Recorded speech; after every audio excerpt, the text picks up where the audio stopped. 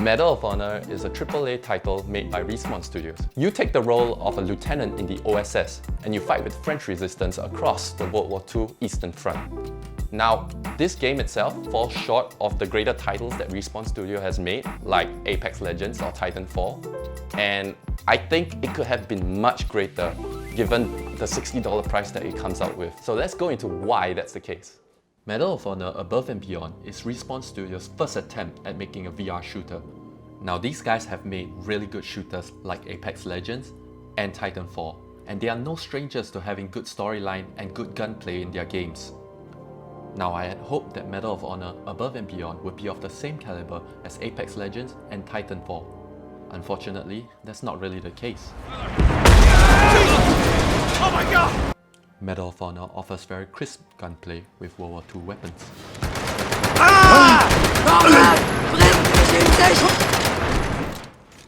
It has a hybrid health system where your health regenerates unless you take too much damage. If you take too much damage, you'll have to heal yourself with syringes, which you have a limited number of, to bring yourself back up into the regenerative health zone. The gunfights in Medal of Honor can get really hectic sometimes. You could choose to run in guns blazing, or you could choose to hang back, hide behind cover, and slowly take out your enemies one by one.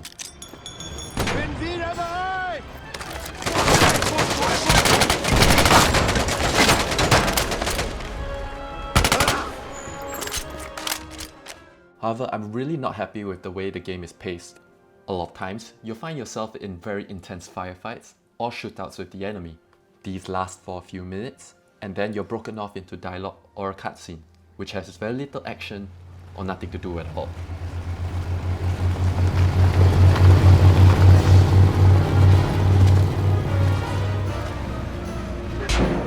Holy smokes!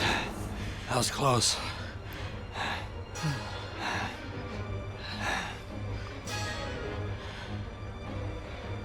Everyone stay perfectly still.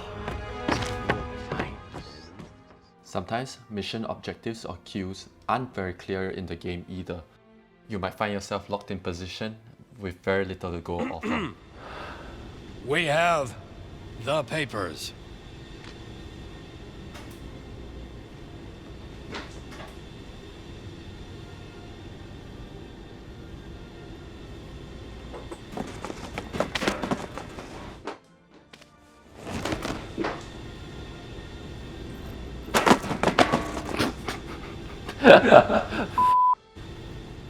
Unser Hall. Well, I guess that works then. This game's AI is also not up to standard to modern shooters out there today. A lot of times, they tend to clump up, or they'll just stand there and shoot you.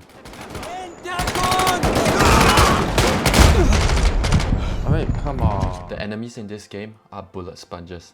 They can take a crap ton of punishment before even dying.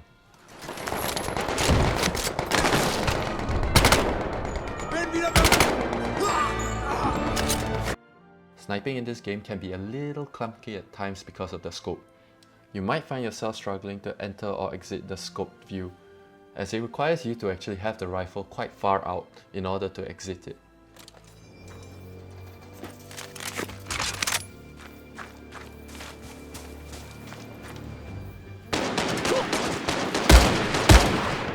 One thing that this game does really well is the immersive environments that you are put into. It is the combination of really detailed models, excellent sound design, and really beautiful landscapes that make you feel as if you were part of the battlefield. Operation Hurricane is officially underway.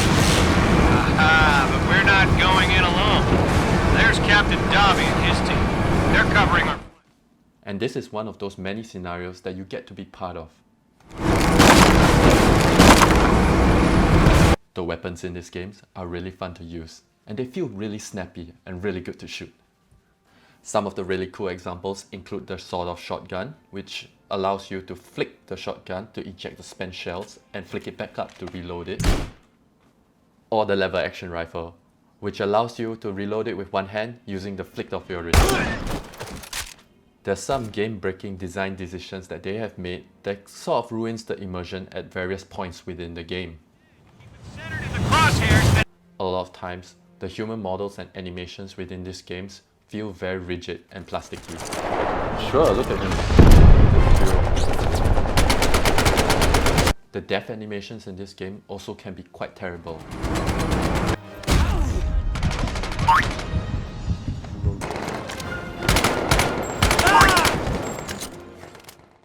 There's quite a few physics and interaction bugs within this game that can ruin the immersion.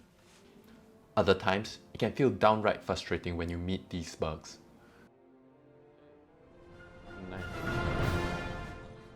If you can look past these issues, Medal of Honor still gives you really good immersive gunfights.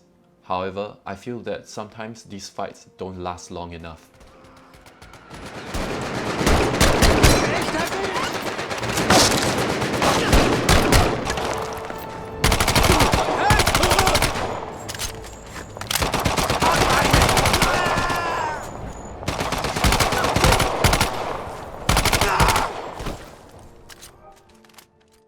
The menu options provide some really interesting choices, one of which is the ability to change your skin tone, body type, and hand type as well. The game also provides an accessibility menu that allows you to switch your dominant hand between left and right, so it supports left-handed use as well. It also allows you to control the various subtitles being shown in the game, should you have hearing problems. There is a VR comfort section for people who get motion sick easily. You have the choice of skipping intense gameplay or turn off movement tunneling to help deal with motion sickness.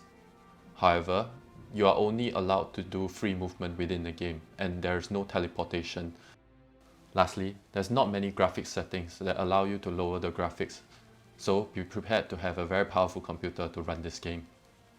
Now, just like World War II, Medal of Honor's gameplay is ancient. Now, the gameplay itself is paced really badly with all the dialogue that is shoved into the fighting, and it's just not a coherent whole. Immersion is great when it comes to playing with weapons, but the inconsistencies in what you can and cannot interact with can be annoying at times. If you're one of those people who get motion sick really easily, you might want to either play this game less or not even pick it up at all.